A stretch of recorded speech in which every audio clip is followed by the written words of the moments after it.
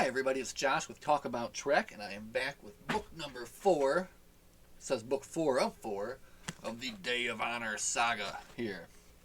And definitely, so far, the absolute best in the Day of Honor saga. I mean, as far as Klingon honor and that kind of stuff goes, which is, what you're expecting getting into something called the Day of Honor. So, jumping right into the back cover here, the Day of Honor... Book 4 is called Treaties Law, written by Dean Wesley Smith and Kristine Kathryn Rusch, who I believe I have definitely read before. I believe definitely. Captain Kirk must enter an uneasy alliance with his old enemy, Commander Kor, when an alien fleet attacks both the Klingons and the Starship Enterprise. Now Kirk and Kor must rely on each other's honor to fight a common foe.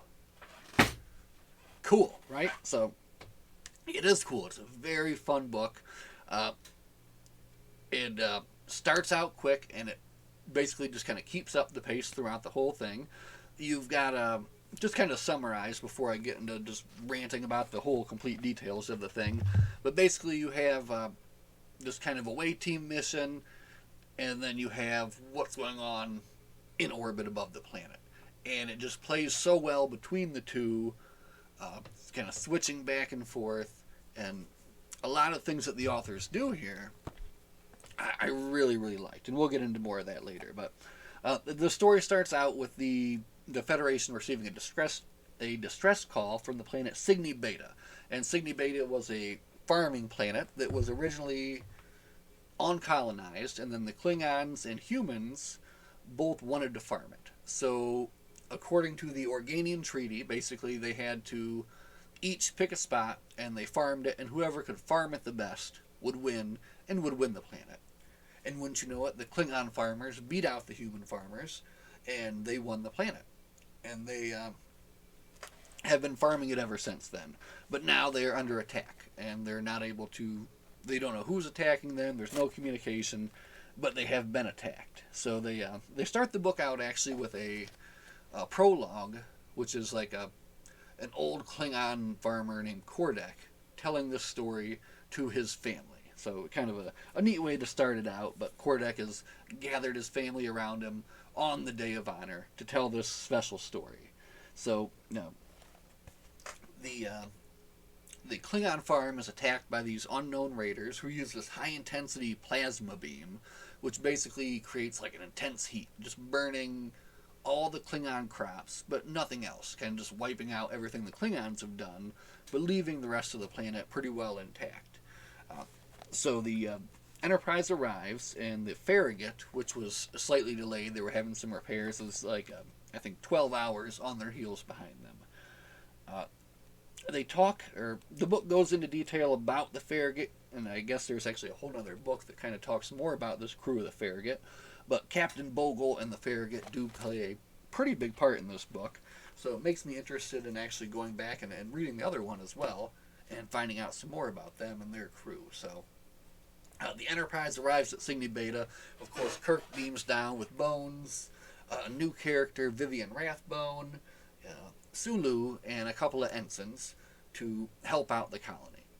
Kor has also arrived, and after a little bit of trading fire with the Enterprise, has agreed to work together with the crew to solve what's happening. He's been convinced it isn't Starfleet that's doing it, and so the Klingons and Starfleet are now going to work together to figure out the mystery of who is attacking these farmers. Basically, about as soon as they get down there and get situated, they're attacked. Like I said, they use like a high-intensity plasma beam burning everything, but they're able to get under cover in time.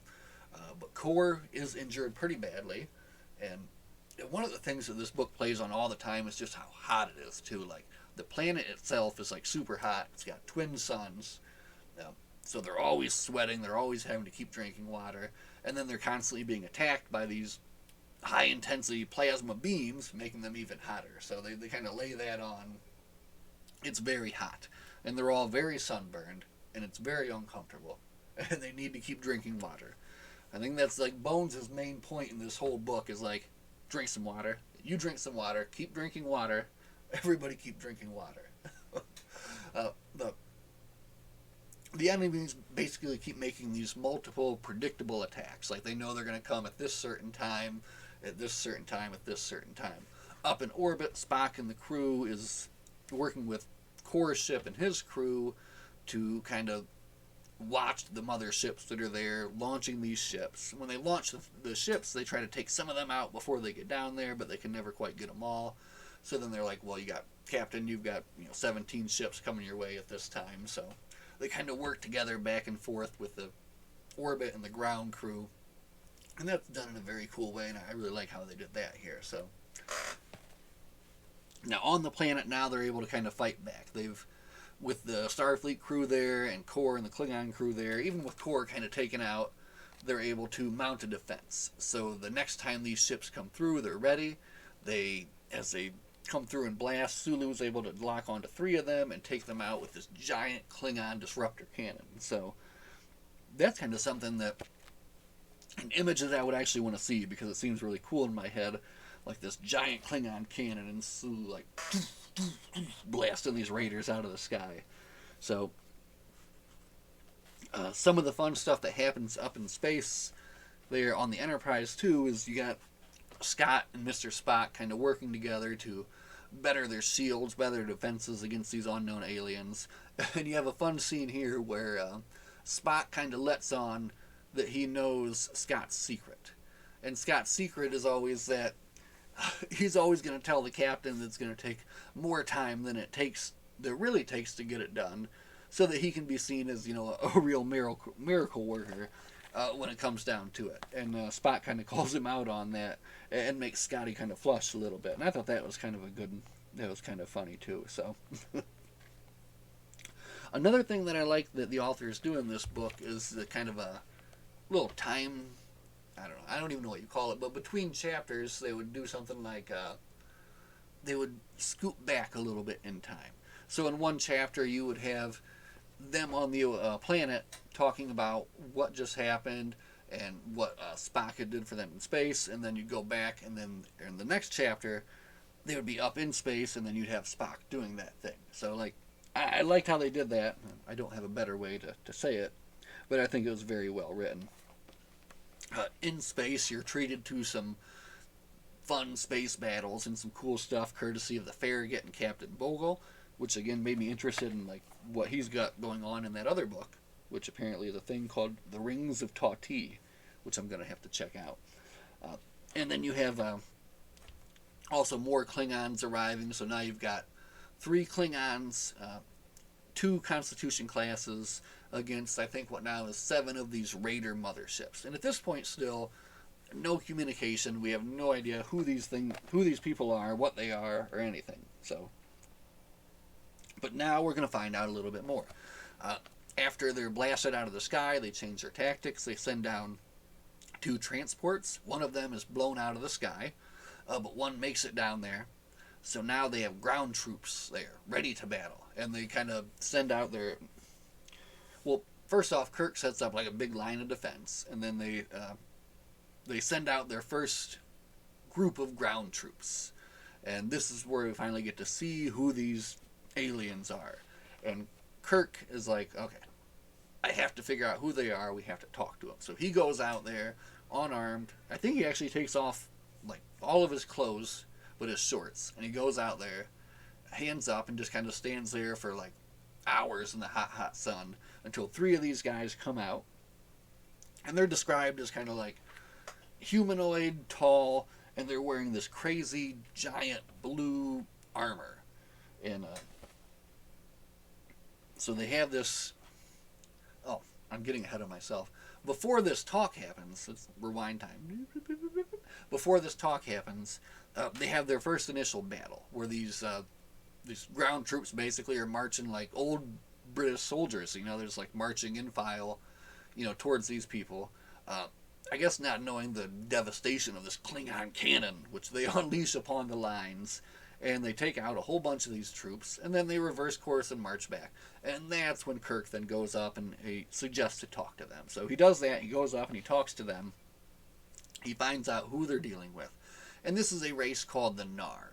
And the Nar claim that this is their planet, and they've been terraforming it and preparing it to grow their own crops. And everybody has to leave or die, and they don't negotiate. They turn around and they walk away, basically.